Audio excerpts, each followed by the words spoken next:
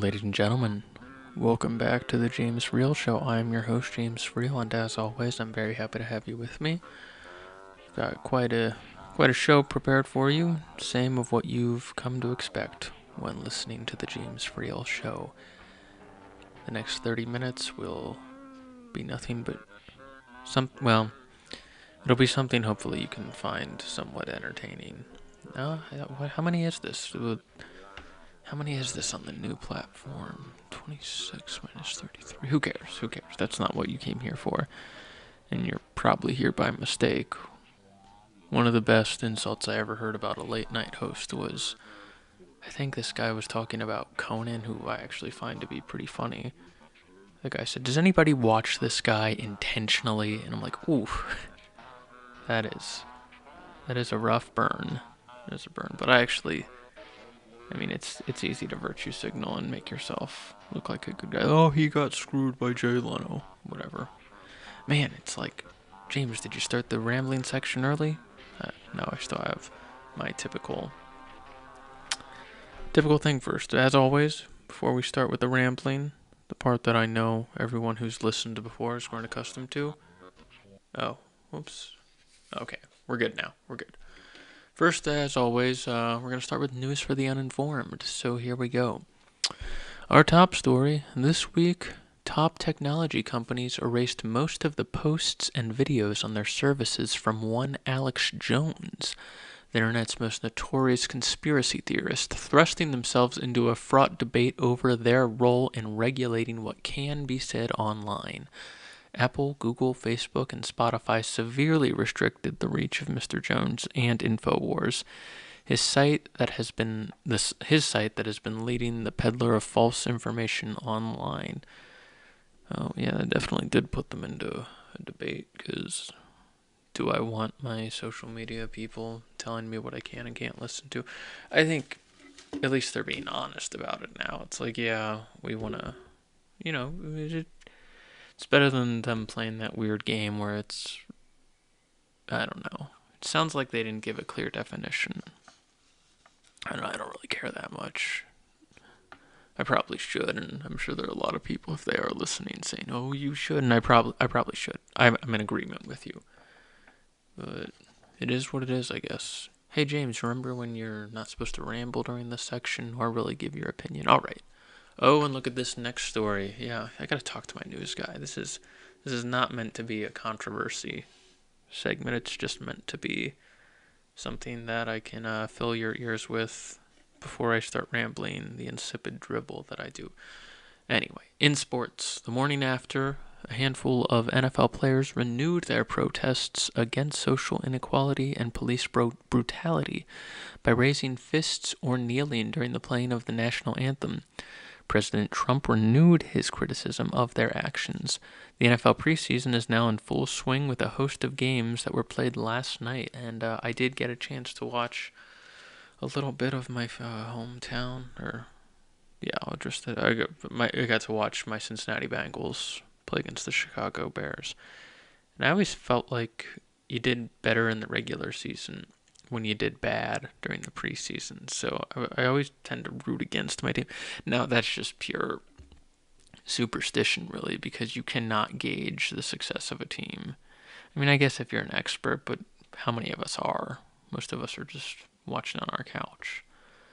So we really can't tell. But it is what it is. All right, and in pop culture, changes are coming to the Oscars that include a shorter telecast, a new category, and earlier release date. Many believe that these changes are an attempt to combat the shrinking viewership that has occurred recently for the televised award show. And yeah, I can't remember the last time I watched the Oscars. I know I always check online the morning after, who won Best Picture. And, it's been a while since I've actually, I don't even know, probably 2 or 3 times that I've actually seen every movie that got nominated. But I like the Oscars better than the Tonys for the simple reason that how many people have seen any of the musicals plays being nominated for Tonys? It all seems like a giant commercial to me, because it seems like a very small percentage of people, or it's like they're all in New York probably all the people who have seen these plays and musicals. So, am I making any sense right now? Probably not. All right, before I get into the topics, this is a big housekeeping thing. And no, it has nothing to do with conversations with James Freel, although keep an eye out for it. All right, this is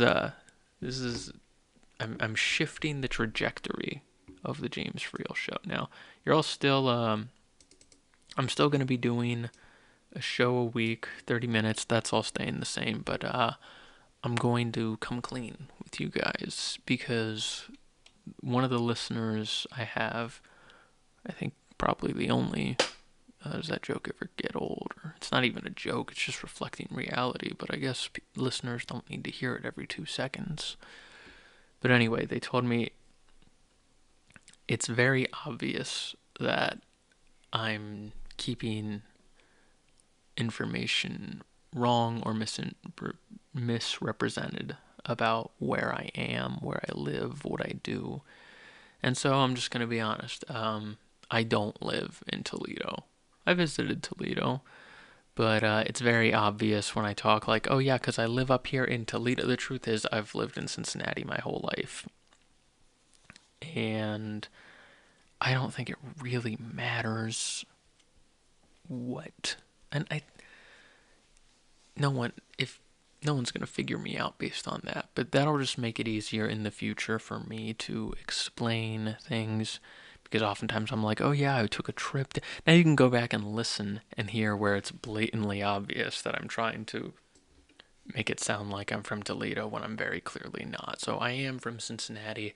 I graduated from the University of Cincinnati in 2017, considered law school. If you listen to the old episodes of the James Freel show, you'll probably know this, like episodes 1 through 8, and then there are the missing episodes, which are episode 9 through 25, which, if you know where they are, you can go listen to them, but I'm not going to link them for any reason. Maybe you can, maybe you can't.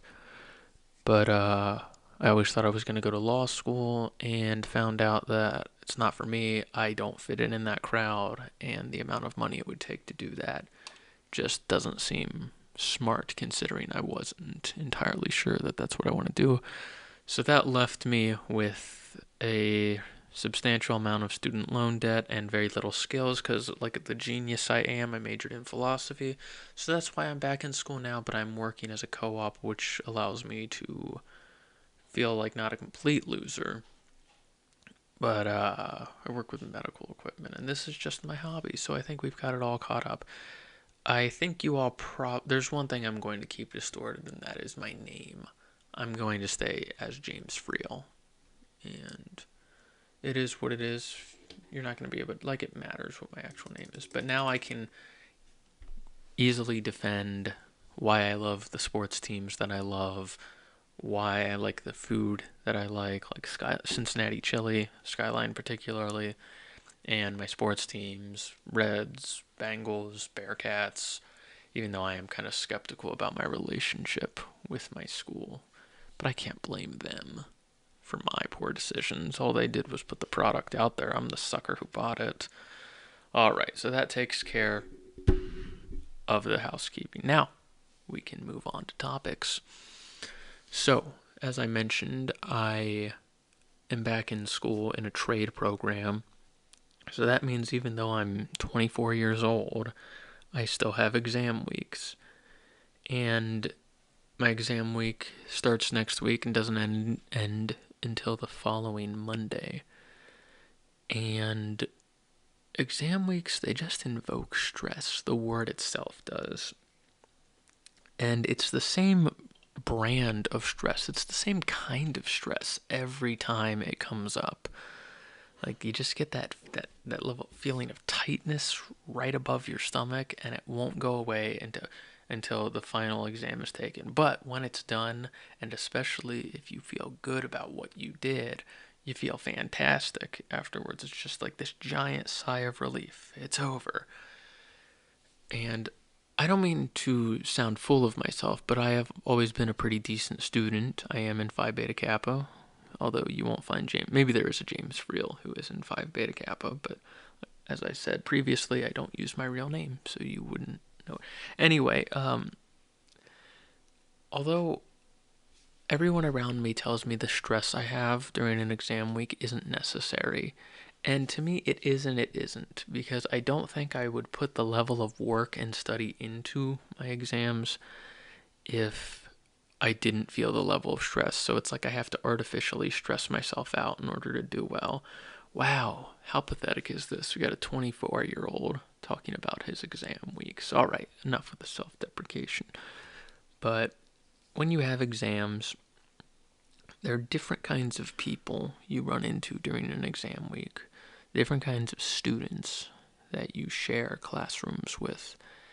And I want to go through from my time. I've been in school for a long time now. I can't wait to be done. Uh, in my experience, these are the kind of people you meet during exam week. First of all is the know-it-all. I think this is the most obvious person, the person who just has that kind of arrogant attitude about themselves and like, oh, well, yeah, I mean, it's really not that difficult. You just had to, Thevenize the circuit. It's not that big of a deal, guys. And he knows what he's doing. He or she. Honestly, I'm not gonna open that can of worms, but yeah, that's the first kind of person. They tend to always turn in their tests first, and I don't know, just they rub you the wrong way because they're more successful than you are. So you inevitably have to feel oh, I don't know, hatred towards that which is more successful than you. Anyway. So next is the annoying, worrying guy, the guy who's always freaking out and asking a million questions about the exam and ooh, I don't know, just saying, do you think this is going to be on it? Do you think they're going to cover that? I don't know. And I will say for certain that I have been this, and normally I probably still am this guy because I'm always stressed out. Next there's the no-show, the guy who's been in class all semester and then just for the last time, I guess he just decides to get the signature so that he can withdraw from the class. It seems like a big waste of time and money. I've never really understood that. I've never been. I've done I've dropped I think four. No, one, two. Never dropped one at UC. I've dropped three classes in my time, and they all happened where I could get a refund. I've never had to drop late in a semester, and I think I'm very fortunate in that respect. But yeah, there are people who just don't show up to the final exam. It's like, man, that's a bummer. At least next is the go with the flow guy. This guy can kind of cross over into different areas of like they're kind of a Frankenstein of the categories I just gave because the know-it-all can be a go with the flow because they're just like, oh, I didn't even study, and they wind up with an A. Well, I feel like I'm doing a show for high schoolers right now. Yeah, when I thought up this idea and I wrote my script together for this episode, this sounded like a good idea. And now that I'm saying it, now that it's going out loud, this is not working out. This is not. But I'm gonna finish it off just so that I'm morally obligated to finish it because I put it together. I took the time to type it out on my outline. I'm gonna do it last, and maybe this is the only time maybe I'm the only one who ever experienced this, but there's the rage guy, the guy who freaks out, and I'm really creating an entire category right now about something that I just experienced. So this really is more of a specific story that I'm about to tell. I remember I was in Circuits 1, which is really just an algebra class if you really start to dissect it and break it down. It's just applied physics. I mean, Circuits 1, direct current circuits, is not difficult at all. I could have, if you have a basic understanding of algebra, it's not hard.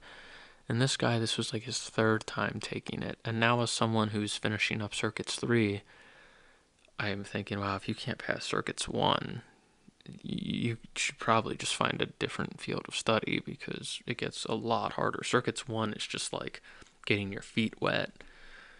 So this was the final exam. It was this guy's third time taking it, and the professor would grade it right there because it was just one giant long problem. It was pass fail, and he got it back, and he didn't pass it, and he just tore up the test right in front of the professor. And the guy's like, "You know, I have to collect those back, right? I don't let you take them home with you." And it was extremely uncomfortable, but at the same time, that story is now made itself into the podcast that is the James Freel Show. Oh well. The other thing in this, now I'm moving on. I'm still talking about exam week, but let's see how this goes because that did not go well. And last week's show I thought went better. I'm on a. I sort of treat these like I do the baseball season. I was on a two game losing streak, and I just got one. Maybe I can save this show. Maybe it can be saved. How much time? Okay, I still got. Just started the third quarter. Maybe I can make a comeback here, but let's see how well this topic goes. As far as this is probably like my, I don't know, 10th exam week that I've had in college, 11th or 12th.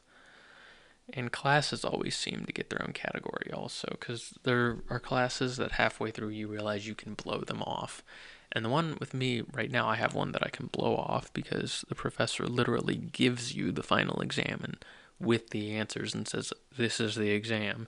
It's 100 questions, so you got to study them, but this is how he's done every test. And he uses the justification that, well, you're learning it by memorizing. I'm like, yeah, but I forget it the moment I'm done taking this test. So that's that. I'm not complaining because that provides the category of a class you can blow off. I mean, you just make flashcards, and I've done very well in that class. So is that. Then there's the medium stress level, the one that needs to get a certain level of attention, but it's nowhere close to the one that holds like 60% of your bandwidth of study.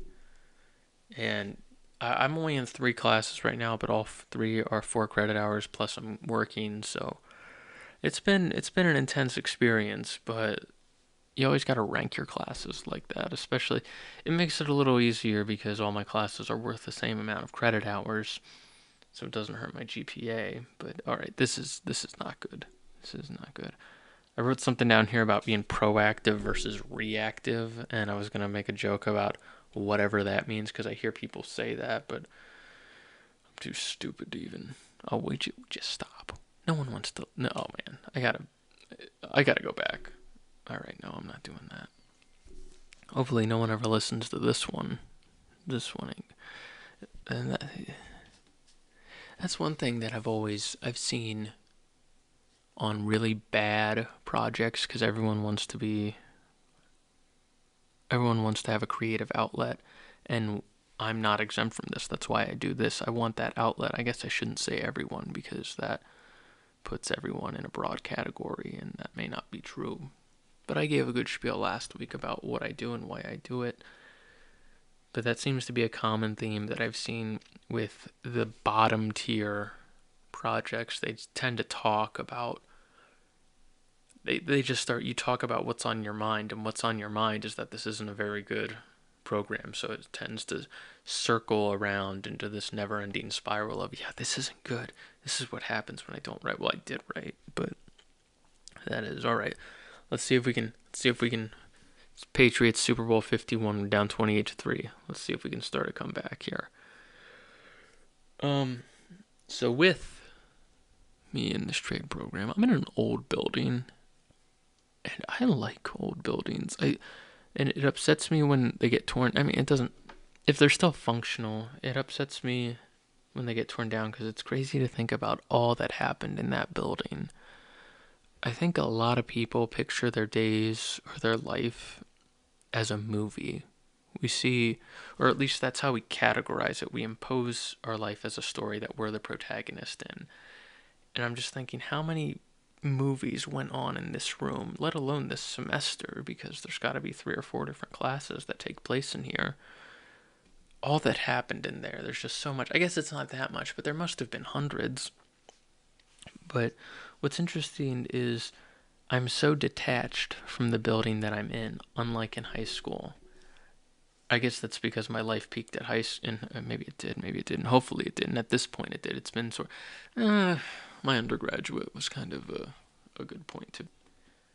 I don't know. I guess I'd just be interested to know if people, because these buildings built in the 50s through the 70s, they were once brand new and they must have had that brand new feel to them. And when I started first grade, the building had class in was a new wing that had been built. And I just recently learned that they're tearing down the old building that I was in. How many years did they get out of it? I started in 2000 to 2001. So that would mean they're tearing it down in 2018. So they only got like 16, 17 years out of it. Oh boy. I mean, the building was old and it was over capacity. So do with that information what you will. I know that's super interesting. Um, yeah, look at that. Trying to stop down the way. The internet is a factor here somehow when it comes to these old buildings, and I'm not sure how, but it is. I don't. I'm not sure how, but it is. Go ahead there, and I'm gonna repeat myself for emphasis there. I think the internet is just like capitalized on the nostalgic feelings everyone has. And I'm like nostalgic for times that even came before me because I love history. I think that's kind of normal. Maybe it is, maybe it isn't. The 80s were a strange time and I wasn't even in them, but rather I should say the way the 80s were portrayed to me, they seem like they were a strange time. All right, let's plow ahead here. Let's plow ahead. Okay. All right, I spelled car wrong. But so a few weeks ago, I think it was when I did the podcast in Oxford, Ohio, and that was clipping. That was actually true. I was in Oxford, Ohio for that. I so in turn I actually drove up to Oxford, not down from Toledo. But I had ranted about how I got the oil changed in my car, and I don't trust these people to do anything other than an oil change. And even then, I've been seeing these like hidden camera things where they charge you for something and then they don't even do the job, which it probably is just a few bad apples, but still, it's enough to make you raise an eyebrow whenever you go to have it done. But so I said that they offered a transmission fluid service, and I could have swore I had that done there. And I was too afraid to check my transmission fluid myself because I don't know much about cars, but I understand enough to know that if you've gone like 120, 130, 140,000 miles without changing your transmission fluid, you're better off not changing it because all of the little pieces of metal that build up on it actually keep the transmission itself from slipping. I know I did a horrible job of explaining how that works, but all I know is from trusted mechanics that I see, they tell me you're on borrowed time at that point anyway, so just let it go until it dies. You can use this like slip resist. I don't know. You can use certain things to try to remedy it, but it's all just sort of a temporary fix. It's not going to just totally solve the problem that your transmission has. So anyway, I went to check it and I found a chart online, and they say if it's red, that indicates that it's brand new. If it's pink or turning sort of brownish, that means it's okay. If it's black, you need it changed. So I was just terrified of pulling out the dipstick and it looking like oil on a paper towel. So I get it, and it looks like a little red, little brown. My mind is biased. I always assume things are going to be the worst. And I go around asking people, what color does this look like to you? And most of them say red. They say if it's a pink, that means there's probably water in your transmission, which is not good either. But basically, I'm like, okay, this is a giant relief. That means that it's not at the situation where changing it would be a bad thing. I could change it. So I'm going through my glove box. I think this was a few days after I did last week's show. Yes, I'm going through the glove box, and I come across a handwritten car receipt and from a mechanic, and there's this guy who is right on the border of Ohio and Indiana on the state line, and I trust him a lot. I would give out his name, but I don't know how.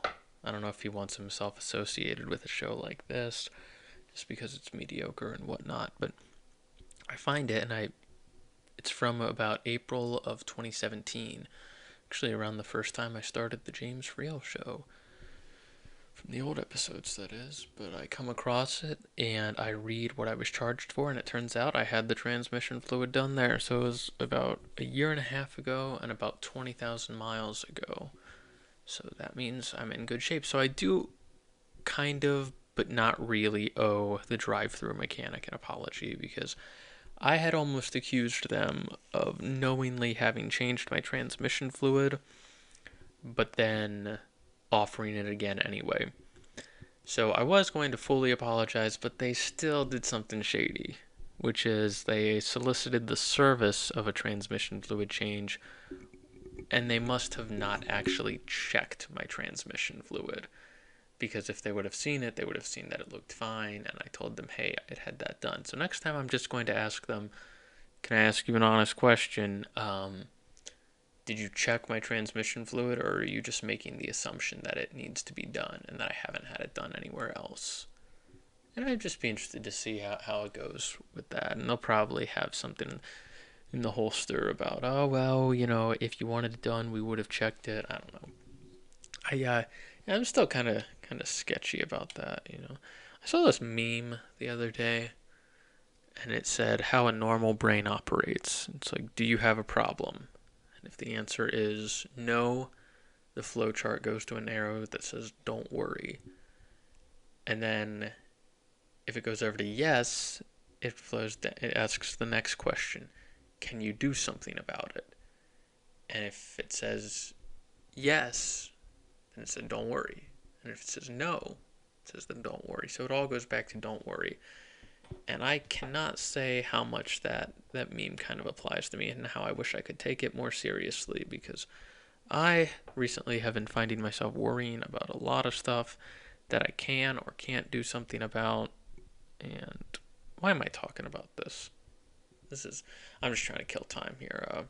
Hopefully next week's show will be better. I can still turn the series around. I'm just down 3-1. If we started, I think all the shows before that were okay, and went on a 2-game losing streak. Last week's was good, but these topics, talking about my exams, that was just, you're 24 years old, why are you talking about exams? You're trying to relate to other people? What else can I kill time with? I bought new shoes this week. It's starting back up, and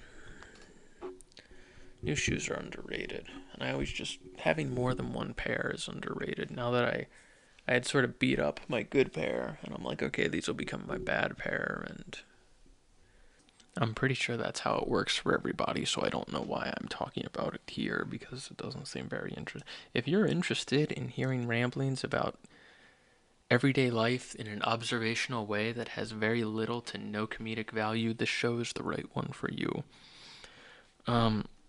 I saw that movie I, Tonya the other day. It was a good movie. It kept me entertained. It's like it reminded me of The Founder, not really in content, only in the fact that it was like a biopic or biopic. I don't know which is the right way to pronounce that. I hear different ways all the time, but it came across as that kind of film, and it just really kept my attention. I would recommend checking it out. I don't know how accurate it is. I'm sure all movies have their own little biases and agendas that they do. But if even half of it is true, then she really got screwed over by the way the media, the darn media, they don't care whose life they ruin. Oh well. Alright, I think that's going to do it for this week's installment of the James Freel Show. We got to make a comeback here. Down 3-1. We will persevere. We will be proactive as opposed to reactive, like I said before. Alright, folks, take care. I will see you next week, and enjoy your weekend. See ya.